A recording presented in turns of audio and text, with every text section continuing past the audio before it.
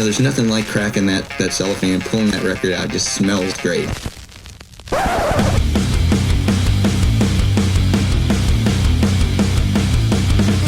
Welcome to BODS Mayhem Hour. Non-stop hardcore energy. I love the show, guys. You're awesome. Unlike any other. With your host, John the Bod, a.k.a.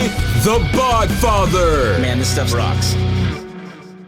Hey, this is Partin Whitaker from Odd Circus, and you're listening to BODS Mayhem Hour. It is full of mayhem, and it's not quite an hour. The views and opinions of the guests do not necessarily reflect the views and opinions of BODS Mayhem Radio Network, its staff, affiliates, or sponsors. Parental discretion is advised. Welcome to BODS Mayhem Radio Network. Hey everybody, welcome to BODS Mayhem Hour. I'm your host, John the Bod, a.k.a. the Bodfather, and as always, I bring you guys and gals awesome interviews. Today, it's an honor and a huge privilege to welcome Partin Whitaker of Odd Circus. Odd Circus has released their new EP entitled Mantha via Good Ideal Music. Also, check out their first single off the EP entitled Amarok, and I hope I pronounced that right. So, Partin, how you doing, man? Hey, John, I'm doing great. Thanks for having me. And yes, so far you've not only pronounced our songs correctly, but my name as well. You're batting 1,000 so far, man. How excited are you to hopefully get back out on the road and to do some touring and play some local shows here hopefully soon? Massively, in so far as that's possible within the context of this particular band. So one of the things that is sort of funky about this project from the get-go is that we don't all live in the same place and haven't for a while. Myself and our bass player, Cruz Carter, have lived in Central Florida for the better part of a decade, and more so in my case. And Graham Robertson, our sax player, has lived, everywhere but there. He's currently living in D.C. He lived in Austin. The dude lived in Geneva and worked for the UN's, employee labor division for a while. Like, he's all over the place.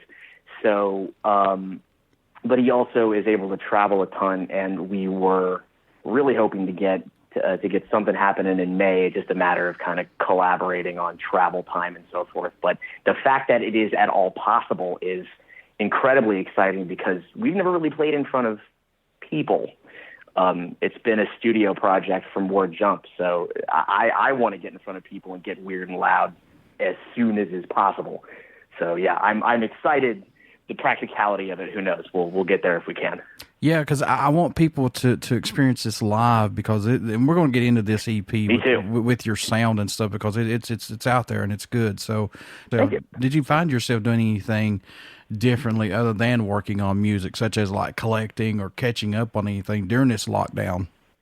Well, yeah, I'm an attorney, and I own my own business and such, and so I took the time to just work from home and figure out how that was going to have a wife, basically. We've been living together for more time than a domestic partnership would imply.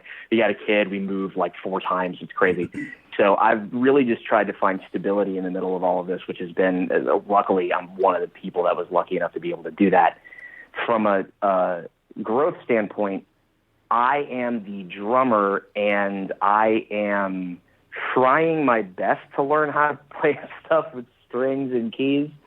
So that I'm in other bands that have more of a structured songwriting context, and in order for me to be able to contribute to that at all, I have to be at least be able to make like the big fat Bruce Springsteen fist chord and give it to my other guitar player and go, hey, what I don't know what this is, but this is where my hands go. What chord did I just play? And they'll tell me. It's like a Rosetta Stone thing. So aside from trying to stay sane, picking up a little guitar and keys as best I can and trying to write music for other projects. This band's sound is very futuristic, psychedelic, and even mythology, and sometimes just groove, man. How important was it to have your own sound instead of just the same old that's out there right now? Because this music and what you guys are creating is so cool, and it's way outside the box, I think, of anybody else's music right now. Thank you, man. A part of the reason why we do this is because I don't know if it's a chicken or egg thing, but because we can. We've all been in and are currently in projects that are more, I hesitate to say, traditional or standard, but there's songs, there's structure, there's like A's and B parts, and there's a bridge here, and there's lyrics.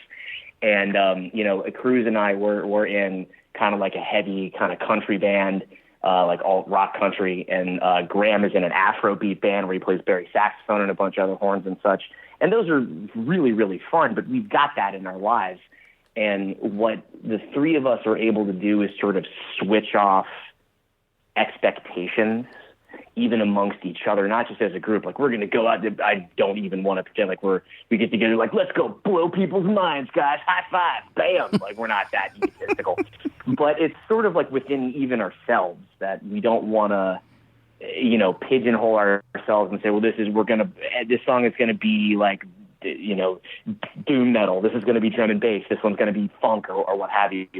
It's a lot more shutting off expectations within ourselves and just seeing what comes out, which I guess leads to generally non-formulaic music. You can't really pin it down because we decided not to. That's sort of the point of getting together and just letting it rip. Because all the music is improv based. We don't plan any kind of, like, the dudes, they'll pick keys and stuff to play in and so forth. But from like a structural standpoint, we really don't have anything in mind when we start, other than the occasional, almost like a writing prompt, where we'll have you're based in Kentucky, if I'm not mistaken.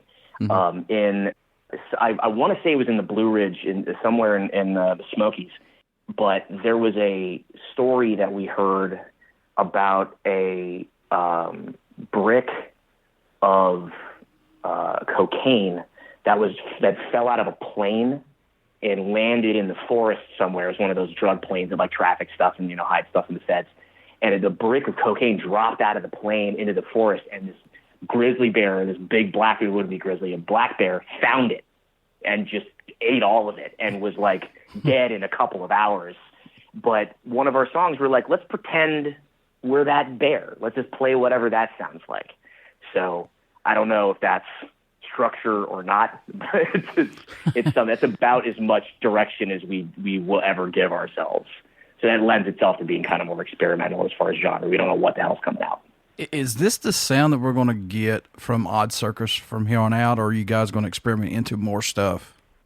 Well, there is, so the sessions that Mantha came from we got together in July in the middle of the pandemic. We were all going absolutely crazy, and we figured a way to like get together and, play kind of socially distanced from one another. And we played over the course of something like damn near 2 weeks, all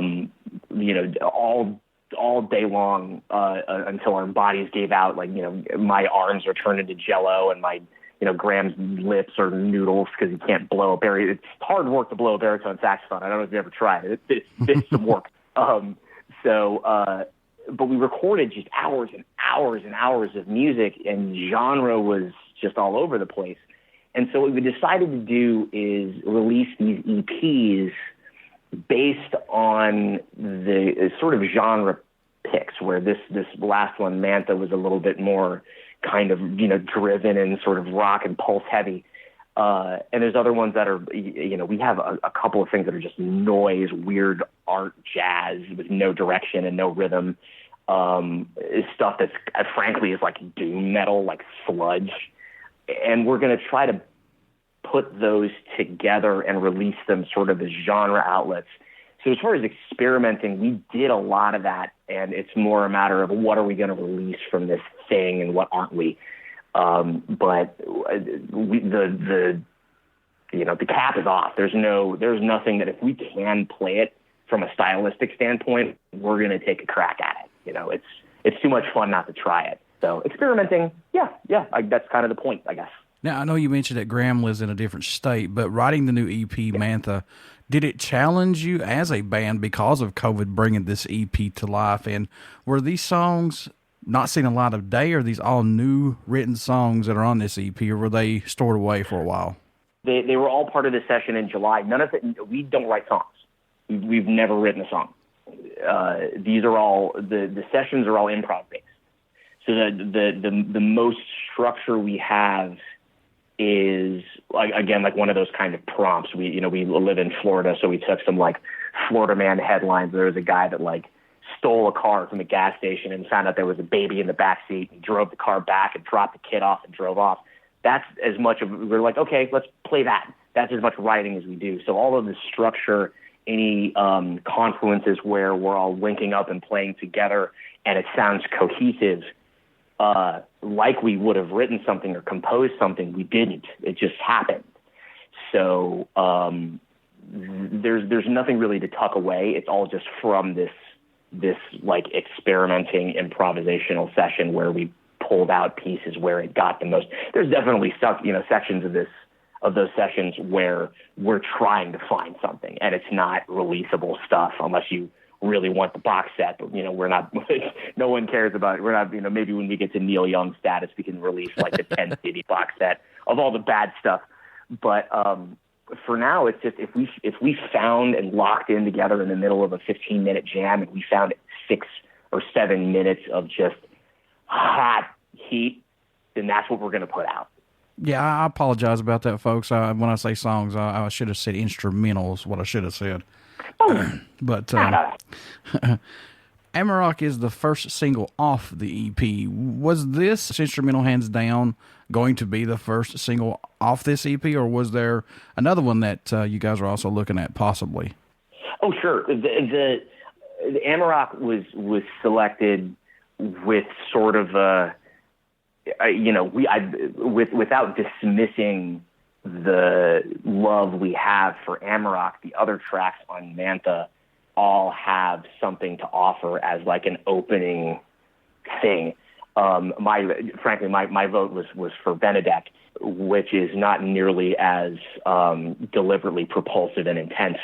But Amarok was more representative of the EP as a whole. And so it was less of like, this one is hands down better than the rest of them, because I think they all kick ass. It's more like, this is a more functional lead-in to get everybody that wants to listen to it like curious and lead them into the rest of the songs in the EP. That's more what it was like. Partin, were you guys a little nervous releasing this EP right now, since bands can't tour or play any local shows hardly at all right now? Was there just a little bit of nervousness possibly? I wouldn't say it's nerves, because I think the way that this particular band is structured, we weren't already a pre-existing live act when we started doing this. So it was mostly just an opportunity to get kind of a multimedia project off and out. It might have even been better, considering how Graham doesn't live by us. How hard is it to get a regular gigging schedule when somebody lives, in Annapolis? So it almost might have been better, considering how the tracks all have a multimedia element to them. There's all video of us playing. Graham does a bunch of really cool video editing. There's a bunch of samples of that on our Instagram and a couple things on our YouTube page, where in lieu of going and getting into a club or a bar or playing a show live, we're able to sort of put that out online, and maybe that might not have had the same kind of captive audience were the world not on fire and everybody be, stuck inside. So it might have actually been better for this particular project. The other bands that we were in were all, eating dust, but those were more already established kind of live bands. This one sort of allowed, because of what it is, it was, we were able to release things in a digital sense, and it sort of filled that void without feeling like we were missing anything. Now, do I want to get out and try this stuff live? Hell yeah. We actually just discussed the concept of potentially doing that. And, we're like, well, do we go back and try to recreate some of these songs? Like, I don't know that we want to. I think that if you're going to come see us, that the whole point is that we're going and just shutting off the structure brain and just going for it and seeing what comes out of it. And hopefully it's something weird and new and unique and you know, at minimum interesting. And that's something that I want to try in front of a group of people. I personally am probably the biggest ham of the group. I like to perform. I like to be in front of people. Gigs are fabulous. I love them. So I want to do this in front of people very, very badly. But we'll see. Hopefully the opportunity arises sooner rather than later to do so. But yeah, the world reopening at this time after having the ability to kind of sit and have everything be digital is probably good timing for us, I would say. What's impressed or excited you the most about making the new EP, if anything, Partin? Well, what sticks out the most for you possibly? I think the diversity of styles, the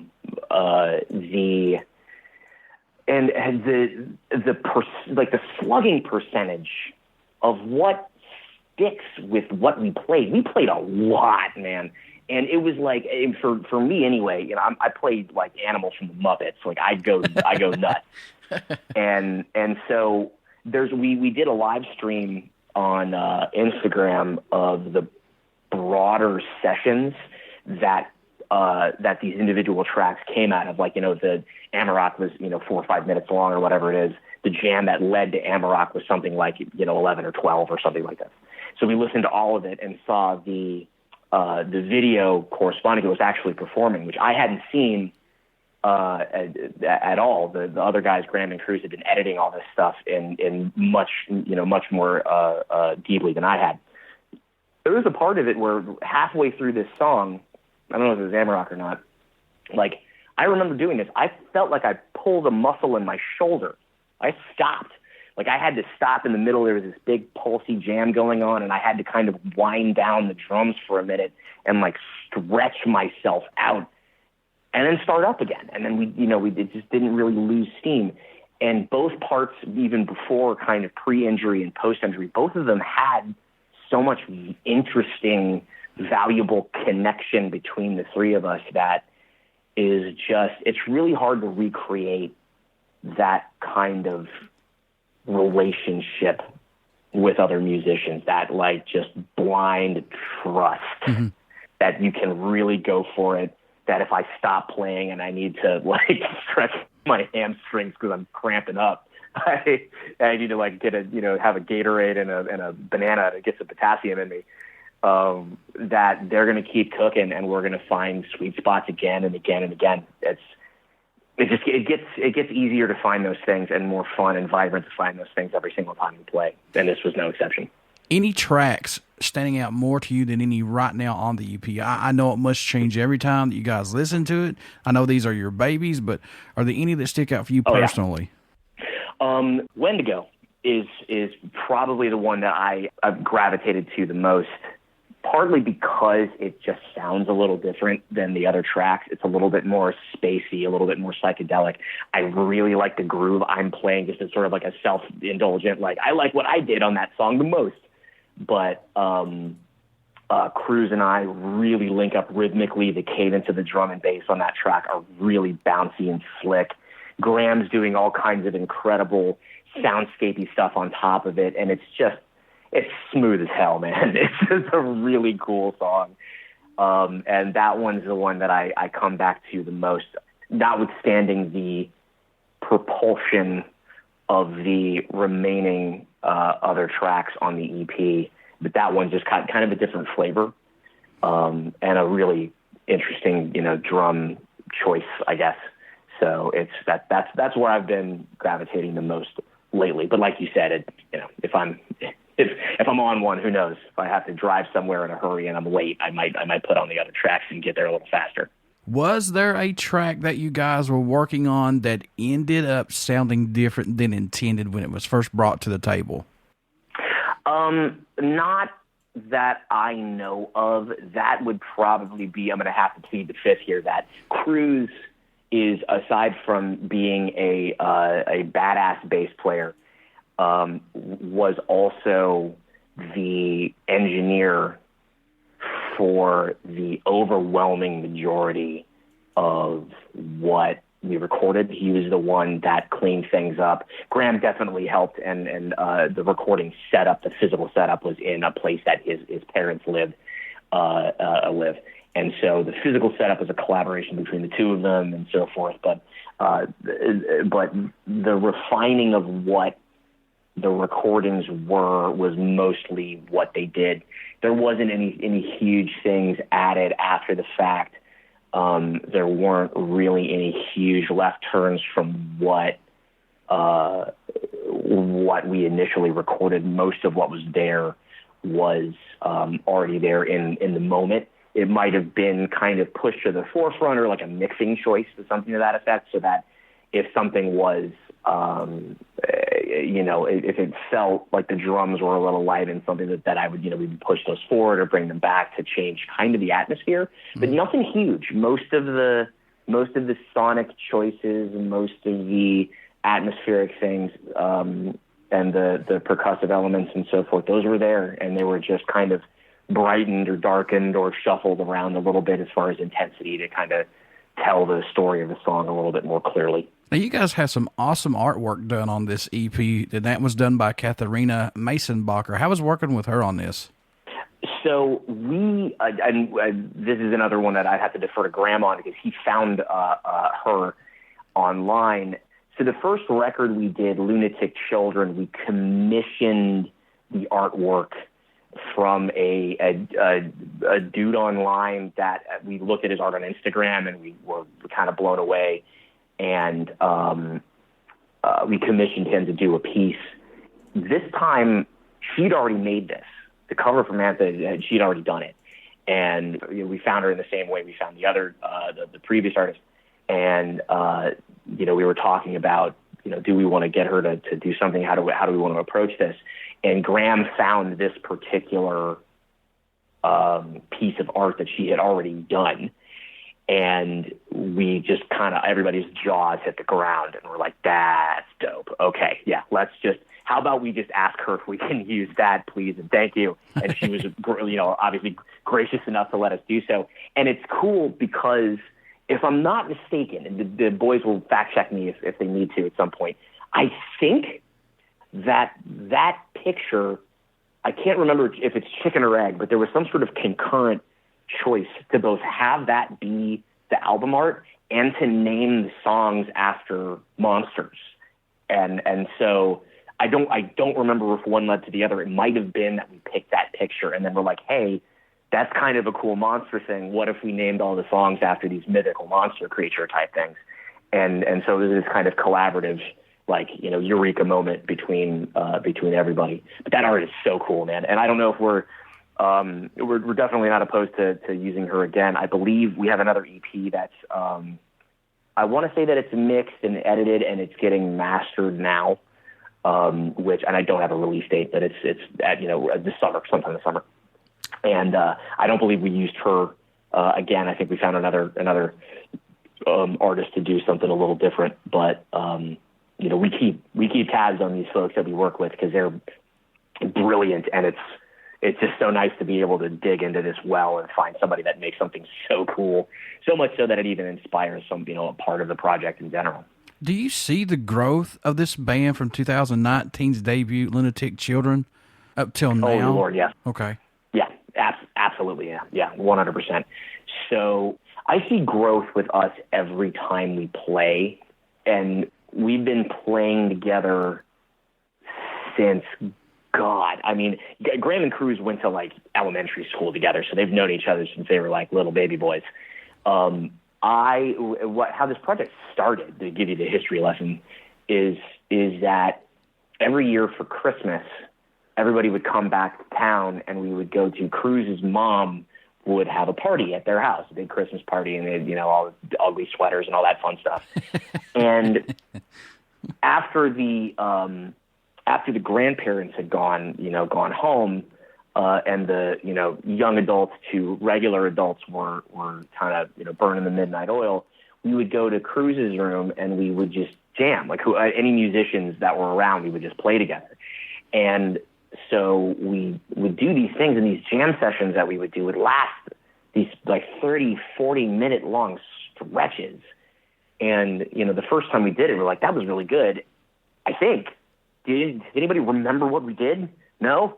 Oh, man. Okay, well, so then the next year we got real high tech and we put like an iPhone in a sock on a dresser drawer, like on the corner of the room so that the sound didn't get blown out so we could listen back and figure out what the hell we did. And then the next year, Cruz had gotten some recording software and we set up a couple of area mics in the room and so on and so forth. Every year that we did this, it got more and more refined. And just by the natural progression of us as musicians, the more you play, the better you get. And the more you play with other people, the better you get with them.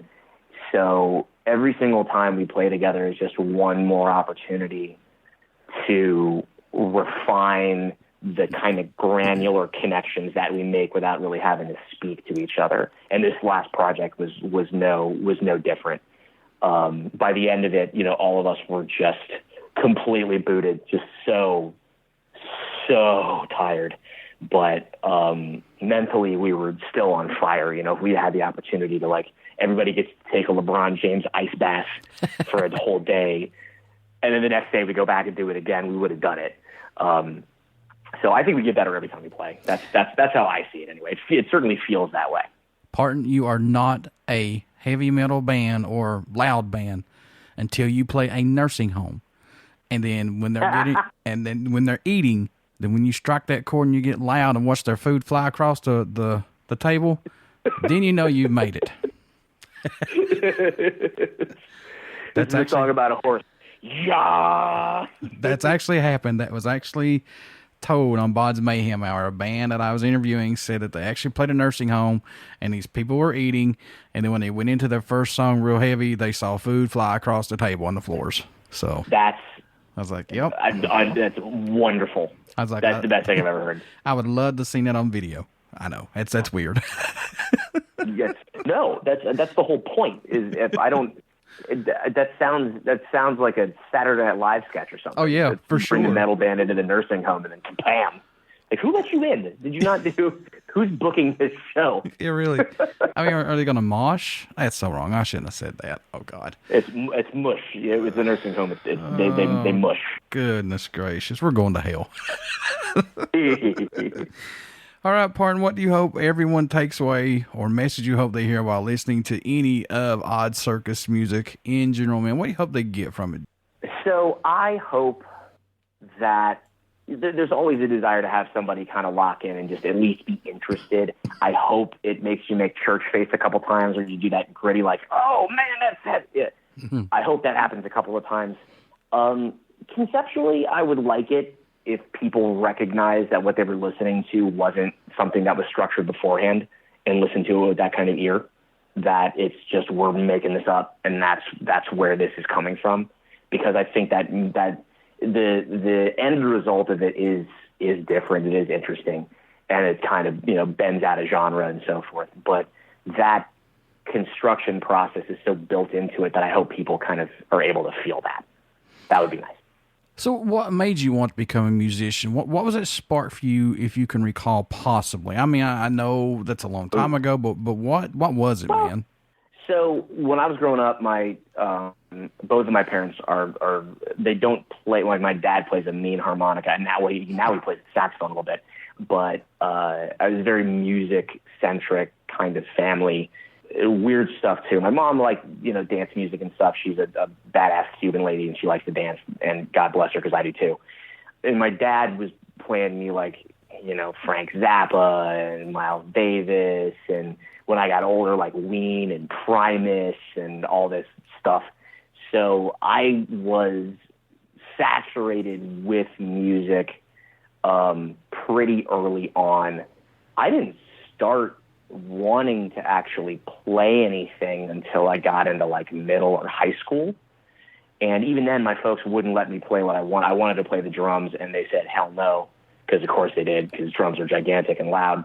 And so they're like, why don't you play the guitar instead? I took guitar lessons. I thought I had 3 guitar lessons. I'm like, it isn't quite right. I still really want to play the drums, and they got me one of the little rubber practice pads, and that didn't do it. So I stopped, and I didn't really start playing drums. I bought myself a drum set my sophomore year of college with some scholarship money. and got that instead of books. I think I did okay. And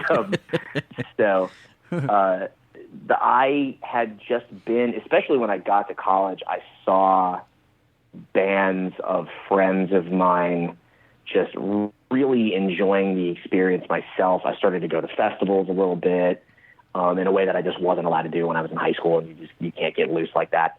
And got to kind of experience it and wanted to be a part of that somehow. And that's really where it started, just being so excited about being a part of, being on the audience side of things and really wanting to be involved in that whole process. Actually, do you know, what is it, G-Love and the Special Sauce? Do you know them by any chance? I think I've heard of them before, honestly, yeah. They're like a bouncy, they're from Philly. They're this kind of like acoustic rap, harmonica type thing. And, bouncy bro stuff. Mm-hmm.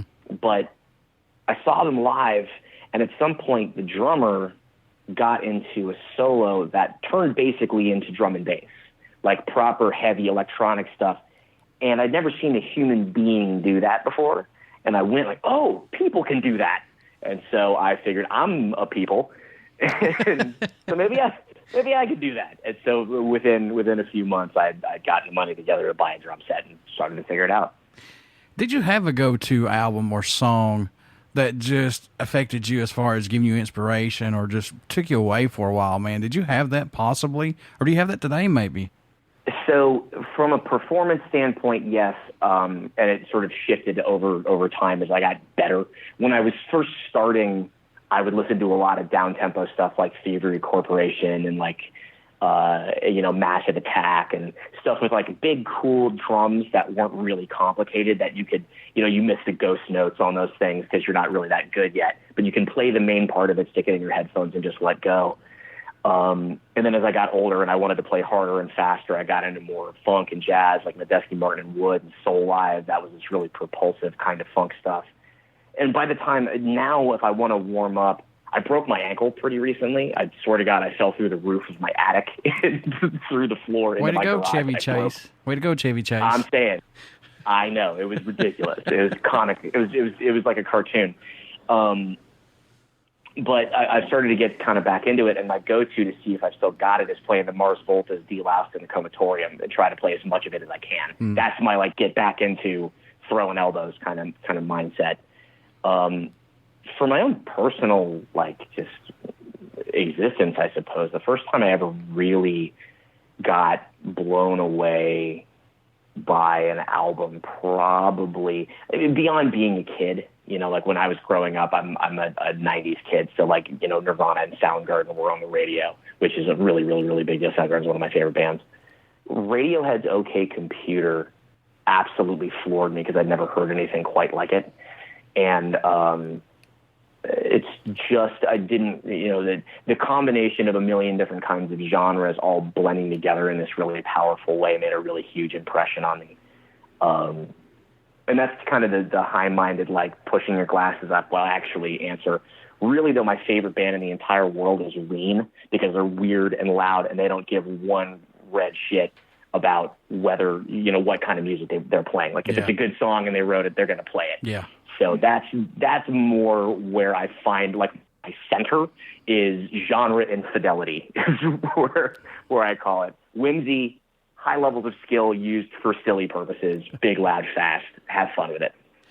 Partin, how can folks stay in touch with you guys, buy this EP, anything that comes down the pipe for Odd Circus? How can they do that, sir? We have a Bandcamp page that is full of all of that information, links to the Facebook page. Facebook is for moms and dads most of the time, so we also have a pretty robust. Our Instagram page is really fun.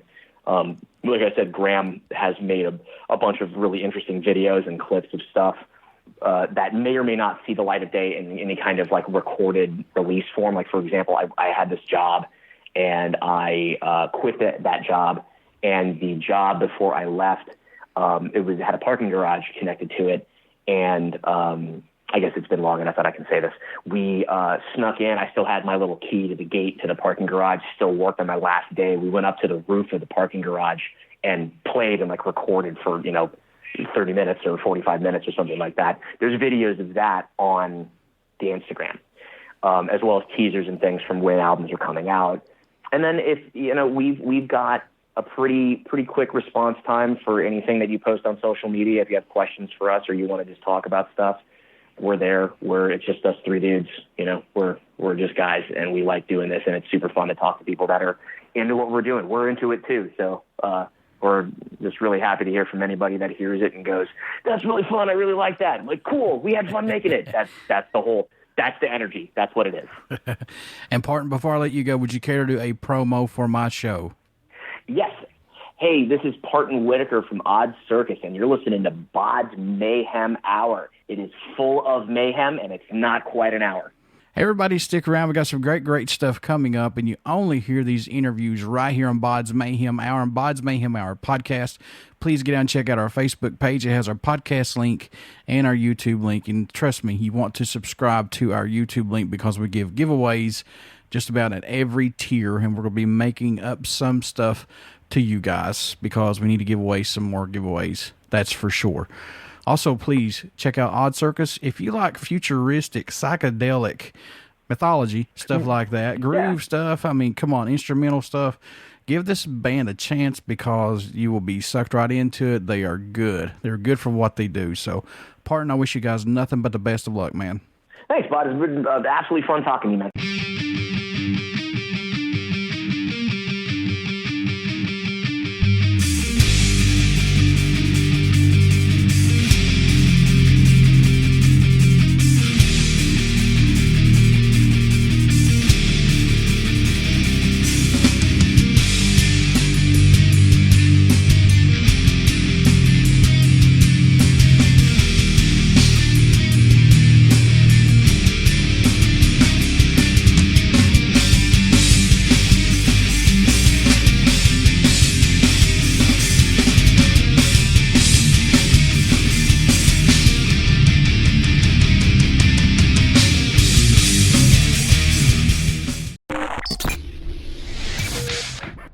You're listening to BODS Mayhem Hour. Follow us on Facebook, Twitter, and Instagram.